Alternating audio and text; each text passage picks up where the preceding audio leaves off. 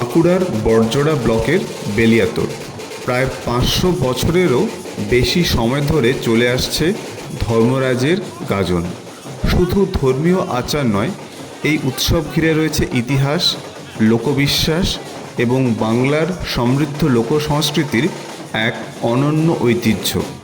গুরু পূর্ণিমার দিন থেকে শুরু হয়েছে সেই বহু প্রতীক্ষিত গাজন উৎসব ও মেলা। দেখুন আমাদের এই বিশেষ প্রতিবেদন।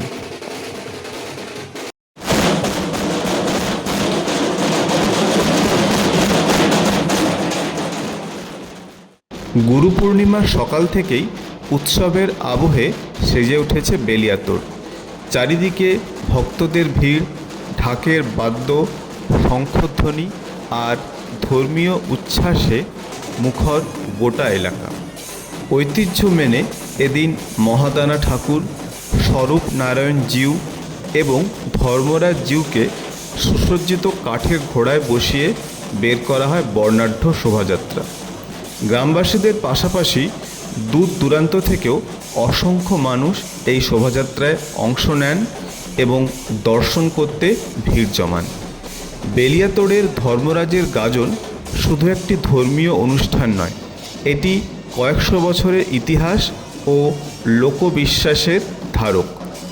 প্রচলিত জনশ্রুতি অনুযায়ী প্রায় 500 বছর আগে ধর্মরাজ পাল নামে এক ব্যক্তি ব্যবসার কাজে রানীগঞ্জে গিয়েছিলেন।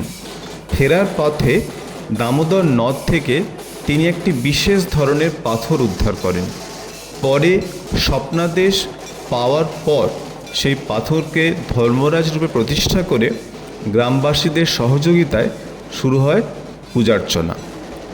একইভাবে স্বপ্নাদেশের ভিত্তিতেই মহাদানা ঠাকুর এবং স্বরূপ নারায়ণ জিউকেও বেলিয়াতোড়ে প্রতিষ্ঠা করা হয় বলে বিশ্বাস করা হয়।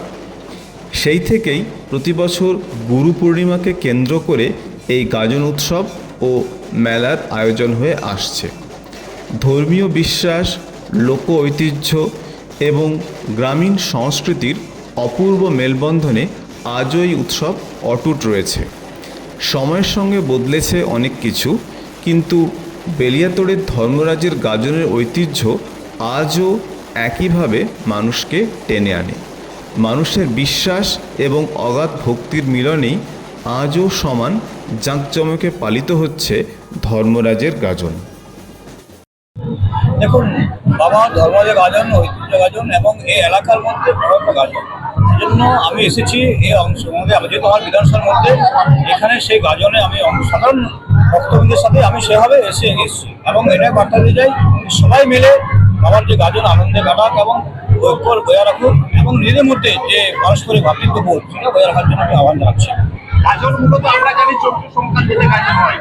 এখানে এই গাজন এটাকে কিভাবে সাধারণ মানুষ এলাকাবাসী আপনারা দেখছেন বলবেন? দেখুন, এক একটা গাজন এক এক জায়গায় এক এক সময় হয়।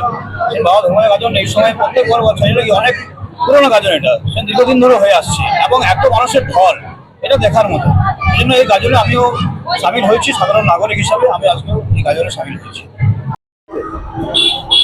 একটা গাজনের ইতিহাস বলতে আমরা শুনে আসছি 500 বছর আগের বেলিয়াতোড়ের বাবা ধর্মরাজের গাজন। এই গাজন আষাঢ়ী পূর্ণিমায় হয়। আমাদের মূল গাজন হচ্ছে, আমরা জানি এইখানে তামলিরা রানীগঞ্জে বাজার করতে গিয়েছিল, গোসারি বাজার আনতে গিয়েছিল। বাজার আনার সময় দামোদরে একটি পায়ে পাথর লাগে, সেই পাথরটি তারা তুলে এনে তার ব্যবসায় ক্ষেত্রে পাথরটিকে ব্যবহার করে। মধ্যরাত্রে তাকে স্বপ্ন দেয়, আমাকে এইভাবে রাখিস না, আমাকে পুজো কর।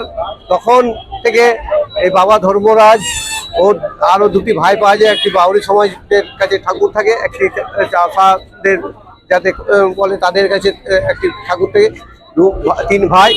হ্যাঁ, বাবা ধর্মরাজ, মহাদানা, স্বরূপ নারায়ণ, 3টি দেবতা এই পূর্ণিমার দিন আমাদের বেলিয়াতোড় যে ধর্মরাজ মন্দির আছে সেই মন্দিরে শোভাযাত্রা করে বিশাল বাজনা জনগণের সমাগম করে হাজার হাজার মানুষ, প্রায় 50-60 হাজার মানুষ এই 1 কিলোমিটার শোভাযাত্রা করে একটি পুকুরে আসে, সারা রাত সেখানে তিনটি দেবতা থাকে। মধ্যরাত থেকে বান ফোড়া হয়, যাবতীয় যেরকম অন্যান্য গাজনে বান ফোড়া সেই বান ফোড়া এখানে হয় মধ্যরাত। তারপরে ভোরবেলায় সেই ঠাকুরগুলোকে আবার পুনরায় ধর্মতলা আনা হয়।